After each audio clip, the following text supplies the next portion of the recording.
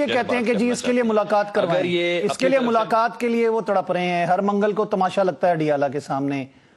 ملاقات کے بعد سیاسی بیانات آتے ہیں، ملاقات کے لیے ان کو بھیجا جاتا ہے۔ ایگزیکٹلی پرابلم ہی تو یہی ہے، آپ ملاقات کے لیے گئے تھے تو آپ وہاں پہ جا کے آپ الجھانے جا رہے ہیں مسئلوں کو یا سلجھانے جا رہے ہیں؟ اگر آپ وہاں پہ گئی تھیں، انہوں نے کہا تھا کہ آپ نے آ کے باہر ہمارے ملک کے حالات، آج آپ کے سامنے ایک رپورٹ آئی ہے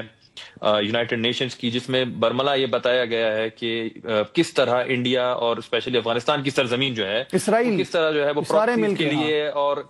افغانستان کی سرزمین کس طرح جو ہے نا پراکسیز کے لیے اور دہشت گرد تنظیموں کے لیے استعمال ہو رہی ہے۔ تو we are in state of war. ایک ریسنٹ ابھی آپ نے انٹرو میں ایک بہت اچھی بات کی کہ جس طرح ایک منہ توڑ جواب ہم نے دیا انڈیا کو، ابھی ہر جگہ جو ہے نا منہ چھپاتے ہوئے پھر رہے ہیں۔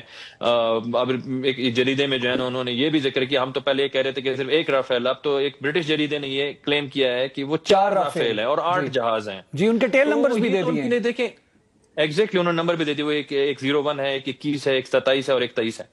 تو کہنے کا مقصد یہ ہے کہ اس وقت آپ جو ہے نا انہی کی زبان بول رہے ہیں، آپ انہی کی پراکسیز بن رہے ہیں، آپ ان کے فیسیلیٹیٹرز بن رہے ہیں، آپ انہی کی جو ہے نا ٹویٹس کو اٹھا کے آگے کر رہے ہیں کہ جی بیسڈ آن دیز ٹویٹ جو ہے نا خان صاحب کو جو ہے خطرہ ہے۔ لیکن شاہ صاحب کوئی نہ کوئی حل تو نکالنا پڑے گا نا۔ دیکھیں بات یہ ہے کہ روز کا ایک تماشا ہے، وہاں کے لوگ ڈے ون سے پی ڈی ایم نے جس دن حلف لیے پرائم منسٹر صاحب نے، اس دن سے ہم ایک ہی بات بتا رہے ہیں، حل تو صرف بات چیت ہی ہے۔ بات چیت، آپ بیٹھیں گے، آپ سیاسی لوگوں سے بات چیت کریں گے، آپ اپنے غلطی کا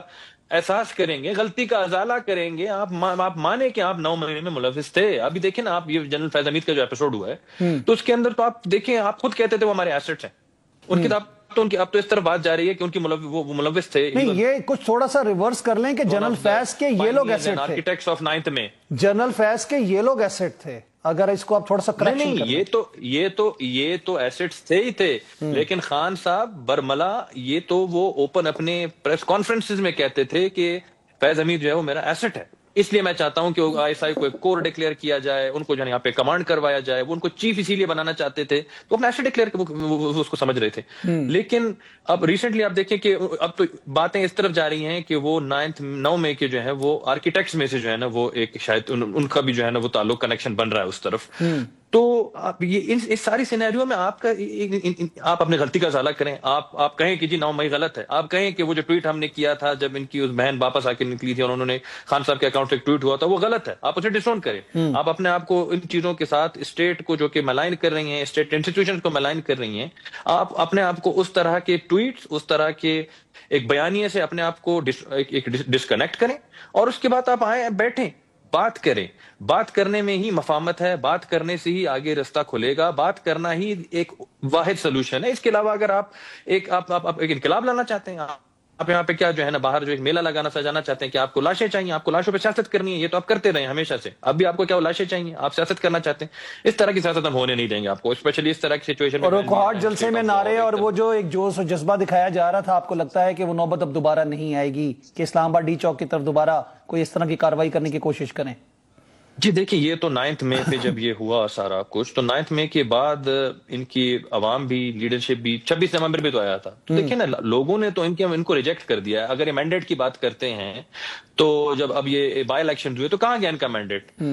خود یہ کہتے نہیں جی ہم بائیکاٹ کر، اگر بائیکاٹ کرنا تھا تو پھر عمر ایوب کی جو سیٹ ہے وہاں پہ ان کی اہلیہ کھڑی تھی، وہاں پہ کیا رزلٹ آیا؟ کیا وہاں پہ ان کو کوئی پازیٹیو رزلٹ ملا؟ ایک طرف خود کہتے ہیں بائیکاٹ کریں، اب جب وہ وہاں پہ اسلام آباد میں اناؤنس ہوئے ہیں بلدیاتی الیکشن، وہاں پہ ہم کہتے ہیں الیکشن لڑیں گے۔ یہ کنفیوز لوگ ہیں، ان کے پاس کوئی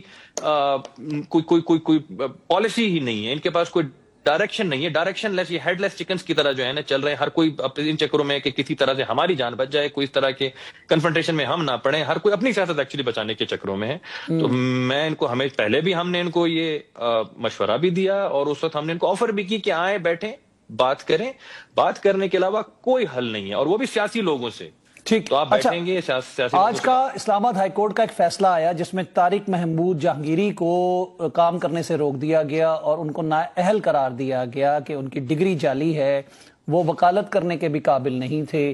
یہ فیصلہ آج اسلام آباد ہائی کورٹ کی طرف سے آیا۔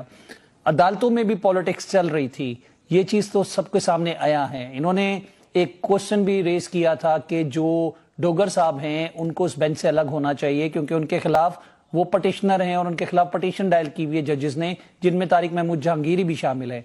آپ کو کیا لگتا ہے کہ اس فیصلے کے بعد پاکستان کی جوڈیشری کا امیج کیا بنے گا دنیا کے اوپر؟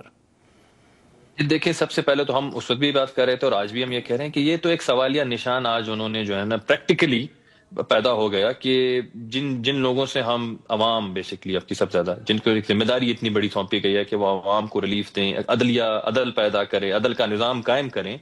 تو وہ خود ہی اس چیز کو جو ہے نا وہ مطلب وہ اس کی وائلیشن کر رہے ہیں۔